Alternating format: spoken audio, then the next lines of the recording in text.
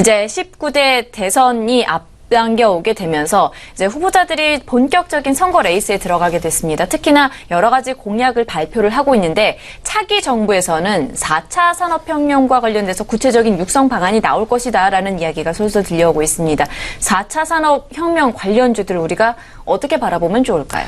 네, 4차 산업혁명과 관련된 네. 대선 주자들끼리 서로 대담을 할 때 그 개념에 대해서 안철수 후보가 역시 그쪽 출신에서 그런지 몰라도 한 칼에 그 정의를 내렸죠. ICT 복융합이다 이렇게 이제 언급을 했습니다. 바로 그 개념입니다. 정보기술 현재 융합 개념의 산업이 바로 현재 지금 4차 산업혁명이다 하는 건데요.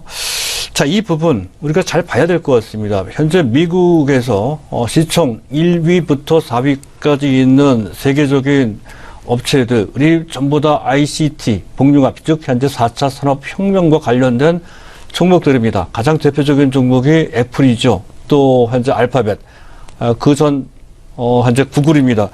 그 외에 아마존도 있고요. 또 마이크로소프트도 있죠. 이들 종목들이 1위부터 4위까지 차지하고 있는 미국을 대표하는 종목들입니다. 이들 모두가 바로 ICT를 즉 4차 산업혁명과 관련된 종목이고요. 그리고 또 이제 미국에서 현재 가장 현재 크게 부각되고 있는 인기 종목은 테슬라라고 하지만 사실은 엔비디아라고 하는 AI, 즉 인공지능과 관련된 업체입니다.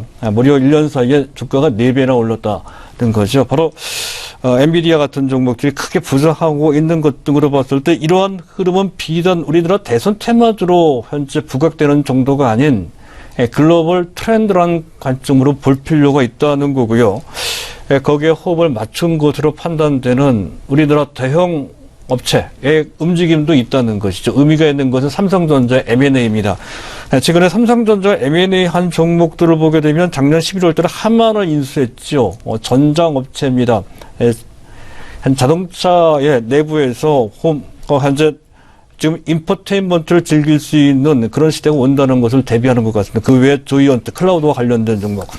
또 비브랩스라고 하는 AI 관련 업체를 인수한 바 있죠. 그 전에 또 작년 재작년입니다. 스마트 싱스라고 하는 IoT, 제3월 이터넷과 관련된 종목을 인수한 것 등이 바로 그에 해당이 된다는 것이죠. 이에 따라서 대선 주자들 모두가 한결같이 4차 산업혁명을 공통으로 육성을 하겠다 하는 그런 공약을 내놓기도 했고 말이죠. 주요 분야를 볼 필요가 있습니다. 이 분야는 많이 알려져 있죠. 각각의 하나의 큰 주제 또는 현재 테마가 되기도 합니다. 가장 대표적인 것이 자율주행이고요. 또 AR, 증강현실이죠. VR, 가상현실입니다.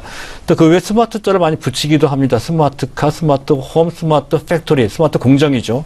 이런 거나 또는 클라우드 서비스, 이건 뭐 그 전부터 있었습니다. IoT도 있었고요. 또 3D 프린터도 그때부터 있었죠.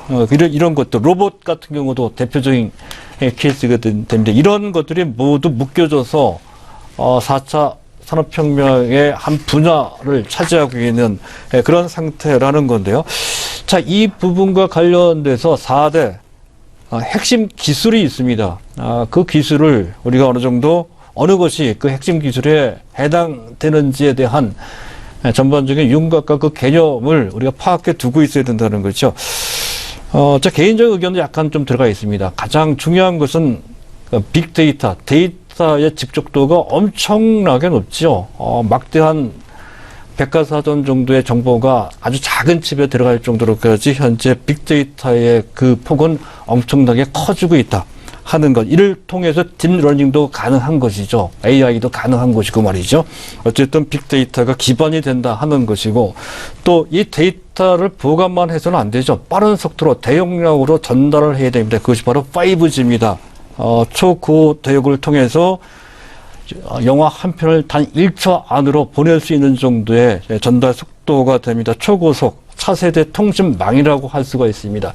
우리나라 통신 3사가 이것을 준비하고 있죠. 그리고 각종 센서류, 이미지 센서나 또는 각종 차간 거리 센서라든가 온도 센서 또는 기타 등등의 그 센서 등 각종 센서가 있을 것입니다. 이런 센서류가 상당히 중요한 핵심 기술이 된다는 건데 아쉽게도 이 센서류는 우리나라가 조금 취약한 분야입니다. 그래서 마땅한 수혜자를 찾기가 좀 어려운 측면이 있는데 만약에 이 부분 관련돼서 경쟁력이 있는 업체가 있다면 상당한 성과를 낼 것이다. 라는 자신을 할 수 있을 정도로 이 센서류는 상당히 중요한 기술이 되겠습니다. 또 한 가지가 이제 앞서 말씀드렸던 AI 상당히 중요한 사실 현재 지금 4차 산업혁명의 가장 핵심적인 기술은 AI, 인공지능이라고 해도 과언이 아니죠. 갤럭시 S8의 특징을 짓는 가장 결정적인 그러한 킬러 아이템도 AI, 빅스비라고 하는 AI가 탑재되어 있다 하는 것에서 찾을 수 있을 정도로 AI는 상당히 중요한 역할을 한다는 건데요. 그와 관련돼서 과연 어떤 분야의 어떠한 종목들이 그에 해당이 되는지에 대한 전반적인 이런 윤곽도 좀 잡아볼 필요가 있다는 거죠. 빅데이터와 관련돼서는 차세대 현재 저장 장치를 할 수 있는 SSD가 반드시 필요하다는 것이죠. 솔리드 데이트 드라이버라고 하는 HDD를 대신하는 저장 장치입니다. 반도체가 들어가죠. 낸드가 들어갑니다. 그래서 낸드 수혜주들이 낸드 관련주들이 이에 수혜 대상이 된다는 거죠. 그렇지 않아도 반도체가 좋거든요. 그래서 그와 관련된 낸드 장비 중에서도 가장 중요하고 어려운 장비가 증착 장비입니다. 그래서 증착 장비부터 봐야 된다는 거죠. 증착과 관련돼서 테스, 원익 IPS, 유진테크, 주성 엔지니어링도 있고요. 또 선익 시스템을 보유하고 있는 동아 엘텍 같은 이런 종목도 해당이 됩니다. 그 외에 식각, 박리, 세정과 같은 그런 공정등도 있습니다. 그와 관련돼서 현재 제우스나 켈시텍, PSK 같은 종목도 있을 거고요. 화학 재료와 관련돼서 현재 솔브레인 또 SK 머티리얼스, 원익 머티리얼스 같은 종목들도 그에 해당되는 대상이라고 할 수가 있습니다. 낸드와 관련되어 있다는 것이죠. 또 AI와 관련돼서 특별히 이와 관련돼 우리가 상당한 수준을 현재 보이는 것은 아닙니다만은 아무래도 비메모리 반도체와 관련돼서 동부 하이텍이 있고요. 또 넷페이스도 그와 관련된 연구를 좀 진출을 좀 하고 있는 그런 상태라는 것이죠. 그리고 5G와 관련돼서는 우리나라 통신 3사가 다 거기에 해당이 되고요.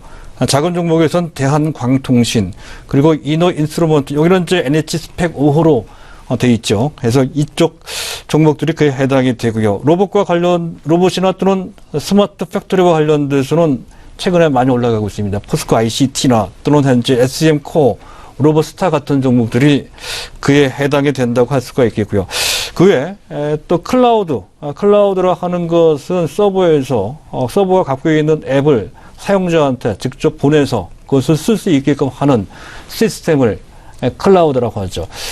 오늘 아침에도 보도가 됐습니다만 네이버가 이쪽 시장에 진출을 했다는 것이죠. 네이버가 갖고 있는 각종 앱을 이용할 수 있는 시스템을 구축하겠다는 뜻입니다. 그래서 네이버 그리고 지금 현재 그 전부터 꾸준하게 계속 준비를 해온 우리나라 현재 실적주입니다. 더전 비지원 같은 종목들이 그에 해당이 되고요. 퓨전 데이터 같은 종목들도 이에 해당이 된다고 할 수가 있겠습니다. 그 외 자율주행 같은 경우 사실 이 자율주행이라든가 또는 현재 빅스비 같은 휴대폰에 탑재되는 AI 같은 것이 우리가 현실적으로 당장 맞닥뜨릴 수 있는 실효적인 이제 4차 산업혁명 디바이스라고 할 수가 있습니다. 그와 관련돼서 자율주행이 보다 가까워질 수 있다는 것이죠. 그럼 그와 관련된 종목들을 봐야 된다는 건데 최근에 조정을 좀 받고 있습니다만 만도나 모비스 다 준비를 하고 있고요.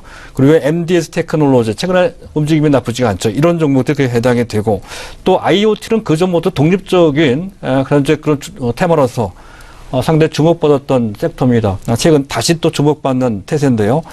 효성 ITX가 대표적인 케이스죠. 그 외에 NTS나 또는 NX 같은 종목들이, SNS 같은 종목들이 있다는 것을 참고하실 필요가 있습니다.